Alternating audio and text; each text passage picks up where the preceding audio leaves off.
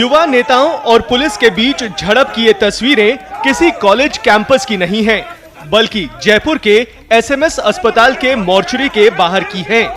दरअसल यहाँ मोर्चरी में जोधपुर के एमडीएम अस्पताल के रेजिडेंट डॉक्टर राकेश बिश्नोई का शव रखा हुआ है। पिछले दिनों डॉक्टर राकेश ने कुछ सीनियर डॉक्टर्स पर प्रताड़ना का आरोप लगाते हुए सुसाइड करके अपनी जीवन लीला खत्म कर ली थी। जोधपुर में हुई इस घटना के बाद उसे ग्रीन कॉरिडोर के रास्ते जयपुर लाया गया था, लेकिन तब तक काफी देर हो चुकी थी और डॉक्टर राकेश की सांसें थम चुकी थीं।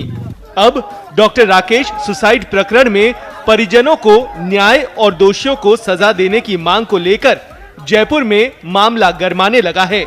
मंगलवार को इसी गरमाए माहौल में तब और ज्यादा गर्माहट बढ़ गई जब 3 युवा नेता मोर्चरी के बाहर पहुंच गए। इनमें एनएसयूआई के पूर्व अध्यक्ष और हालिया कांग्रेस विधायक अभिमन्यु पूनिया, राजस्थान यूनिवर्सिटी छात्र संघ के मौजूदा अध्यक्ष निर्मल चौधरी और पूर्व अध्यक्ष अनिल चोपड़ा शामिल थे। इन नेताओं का आरोप था कि पुलिस मोर्चरी के बाहर बैठे डॉक्टर राकेश के परिजनों को जबरन हटाने के प्रयास में उनसे दुर्व्यवहार कर रही है, जो किसी भी सूरत में बर्दाश्त नहीं किया जाएगा। हम लोग यहाँ भीग रहे थे तो परिजनों का कहना था कि टेंट लगा दिया जाए, जिससे हम लोगों की कम से कम यहाँ इतने दिनों से यहाँ बैठे हैं तो हमारा स्वास्थ्य खराब नहीं हो और इस लड़ाई को मजबूती से लड़ पाए। यहाँ चुने हुए जनप्रतिनिधि अभिमन्यु पूनिया जी विधायक हैं, अनिल चोपड़ा जी है, लोकसभा का चुनाव लड़के आए हैं, लाखों लोगों ने इनको वोट किया है। इन लोगों के साथ हमारे साथ पुलिस प्रशासन इस तरीके से गुंडागर्दी करती है जैसे हम लोगों ने कोई चोरी कर लिया, हम लोग किसी के आरोपी हैं। लेकिन हम लोग ये सहन करने वाले नहीं है। पुलिस वाले ये भूल गए कि आप लोग भ्रष्टाचार के दबाव में सरकार की दलाली करना बंद कर दो, नहीं तो हम लोग नानी याद दिला देंगे। और ये याद रखना, ये आज आप लोगों ने जल्दी न्याय नहीं किया तो हम लोग जेलन मार्ग को जाम करेंगे।